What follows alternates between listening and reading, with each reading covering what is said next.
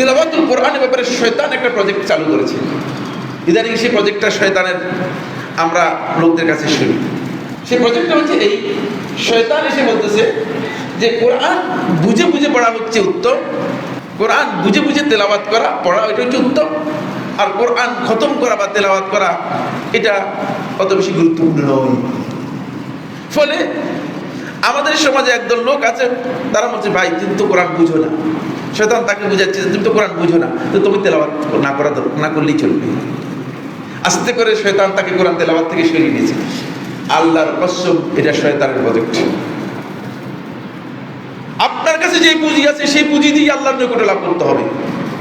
আপনি আরেকজনের পুঁজি দিয়ে ব্যবসা করতে যাবেন না।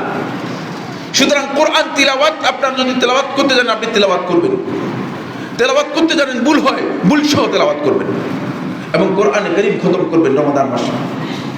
সালাফদের আমল দ্বারা প্রমাণিত হয়েছে, সালাফে সালেহিনগণ রমাদান মাসে কোরআন খতম করতেন। এটা হচ্ছে সুন্নাহ, সমস্ত আহলুল ইলমের ইজমা সাব্যস্ত হয়েছে।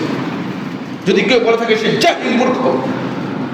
শুধুমাত্র ইমাম বুখারী রাহমাতুল্লাহ আলাইহি, খুব ভালো করে খেয়াল করুন, ইমাম বুখারী রাহমাতুল্লাহ আলাইহি প্রত্যেক দিন কোরআনে কারীম এক খতম করতেন। যখন রমাদান মাসের শেষ দশক এসে যেত, তখন ইমাম বুখারী রাহমাতুল্লাহ আলাইহি দিনে একবার খতম করতেন, রাত্রে একবার খতম করতেন। ইমাম বুখারী রাহমাতুল্লাহ কি বেদাতি ছিলেন কিনা? তাহলে বুখারী শরীফ বাতিল হয়ে যাবে। এভাবে আমি যদি আজকের আলোচনা, এখানে আমার কাছে যে নোট আছে, এই নোটে যদি পরিপূর্ণ আলোচনা করি, তাহলে একদিন নয় 2 দিন আলোচনা করতে হবে। সালাফদের আমল সাব্যস্ত হয়েছে।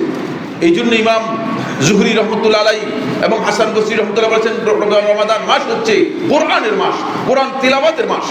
সুতরাং এখানে কোরআন তেলাওয়াত করবেন, কোরআন খতম করার জন্য চেষ্টা করবেন। এখানে শয়তানের প্রজেক্টে যাওয়ার দরকার নেই। ভাই কোরআন বুঝি না, কোরআন বুঝার সময় আপনার অন্য সময় আপনি চেষ্টা করবেন কোরআন বুঝাও, কোরআন বুঝে তেলাওয়াত করা উত্তম, করে সুন্দর নেই, কিন্তু বুঝার সময় রমাদান মাস নয়। শয়তান এসে আপনাকে রমাদান মাস এটা বুঝাচ্ছে। শয়তানের উচিত ছিল যে আপনাকে রমাদান বাদ দিয়ে অন্য সময় বোঝানোর জন্য, এই গাধা তুই কোরআন বুঝোস না কি জন্য, তুই তো আল্লাহর বান্দা। শয়তান এটা আপনাকে বলে নেই, যাতে করে আপনাকে কোরআন থেকে ডিটাচ করতে পারে, আলাদা করে দিতে পারে।